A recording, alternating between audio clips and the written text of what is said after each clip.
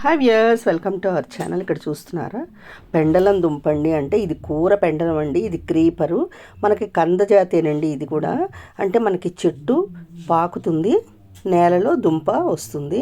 దీనికి కావాల్సింది నేను 1/2 కేజీ పెండలం దుంప తీసుకున్నాను. ఉల్లిపాయలు, పచ్చిమిరపకాయలు. అంటే ఇవి ఉల్లిపాయ ఎక్కువ వేసుకొని చేసుకుంటే కూర చాలా బాగుంటుందండి. ఇంగువ, నూనె, రుచికి తగ్గట్టుగా ఉప్పు అనేది నేను పింక్ సాల్టే వాడతానండి. అలాగే కారం, మీరు ఎంత ఉప్పు కారం తింటారో దాన్ని బట్టి మీరు వేసుకోండి.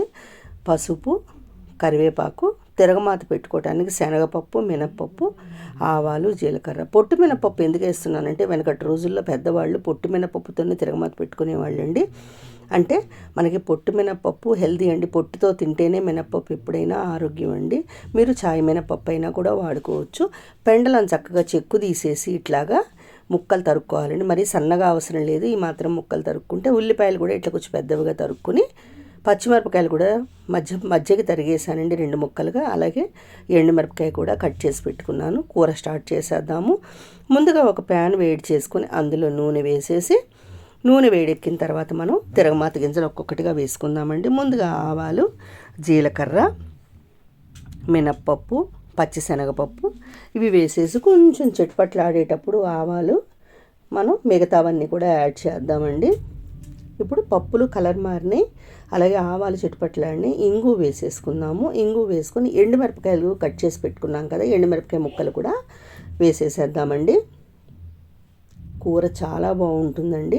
మామూలుగా మనం ఏదైనా మందపాటి గిన్నె కానీ భాండీ కానీ పెట్టుకుని మూత పెట్టి కూర వండేటప్పుడు ఆ మూత మీద నీళ్లు పోసి ఆవిరి మీద ఉడికించుకుంటే ఈ కూర చాలా బాగుంటుందండి గిన్నెలో వండుకుంటే. ఇప్పుడు ఉల్లిపాయ, పచ్చిమిరపకాయ, కరివేపాకు కూడా వేసేసి కొద్దిగా 2 నిమిషాలు వేయించుకుందాం. మరీ మగ్గిపోకూడదండి. ఉల్లిపాయ కొంచెం వేగాలి. వేగిన తర్వాత మనం పెండలం ముక్కలు అనేవి యాడ్ చేసేసుకుందాము. మూత పెట్టద్దండి. కొంచెం ఇట్లా కలుపుతుంటే మనకి ఉల్లిపాయ అనేది ఇట్లాగా వేగుతుంది. వేగిన తర్వాత తరిగి పెట్టుకున్నాం కదా పెండలం ముక్కలు, అవి కూడా నేను కొద్దిగా నీళ్ళల్లోకి తరిగానండి ఎర్రబడకుండా. ఇది కూడా చాలా జిగురుగా ఉంటుందండి వాటర్. అది కూడా కంద అయితే ఉడికించి చేసుకుంటామండి. ఈ పెండలము మనం ఉడికించ అవసరం లేదు. కర్ర పెండలం వేరు, కూర పెండలం వేరండి. కర్ర పెండలం అనేది చెట్టు అండి, అది నేలలో దుంపలు వస్తాయి. ఈ కూర పెండలం అనేది క్రీపర్, మనకి తమలపాకు ఆకులాగా ఉంటుందండి దీని ఆకు. ఇప్పుడు పెండలం ముక్కలు కూడా వేసేసుకొని పసుపు, రుచికి తగ్గట్టుగా ఉప్పు వేసుకొని మనం కలయబెట్టేసుకొని మూత పెట్టుకుందామండి. ఇది ముందుగా మనం ఉడికించాల్సిన అవసరం లేదండి, కూర మగ్గిపోతుంది. కందలాగా మనం ఉడికించాల్సిన అవసరం లేదు.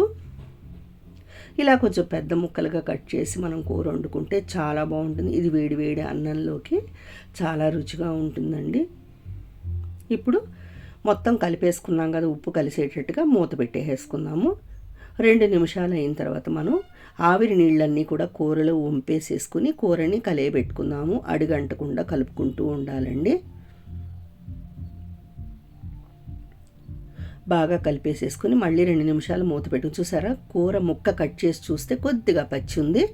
మళ్ళీ 2 నిమిషాలు మనం మూత పెట్టి ఇలా కట్ చేసి మనం చూసుకుంటే దుంప ఉడికింది లేనిది తెలుస్తుంది. గరిటతో మనం చితిపితే ఓసారి కలయబెట్టేసుకొని మళ్ళీ మూత పెట్టేసుకుందామండి.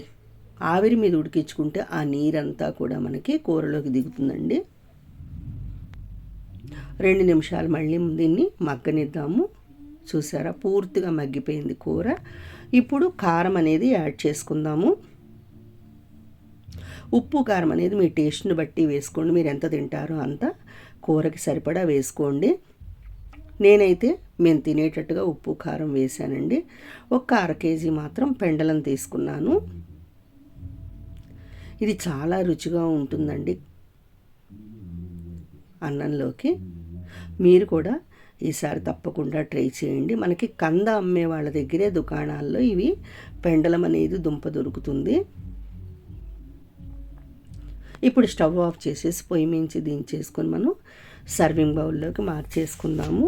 వేడివేడి అన్నంలో కొద్దిగా నెయ్యి వేసుకొని ఈ కూర నంచుకొని తింటే చాలా బాగుంటుందండి. మీరు కూడా తప్పకుండా ట్రై చేయండి. మీకు కనుక ఈ వీడియో నచ్చినట్లయితే లైక్ చేయండి, షేర్ చేయండి, సబ్స్క్రైబ్ చేయండి. ఈసారి ఈ కూర వండి టేస్ట్ చూడండి. చూసారా దుంప ఎంత బాగుందో. మరిన్ని వెరైటీలతోటి మళ్ళీ మనం ఇంకొక వీడియోలో కలుద్దామండి. కలర్ఫుల్గా పెండలం కూర రెడీ అయిపోయింది. Thank you.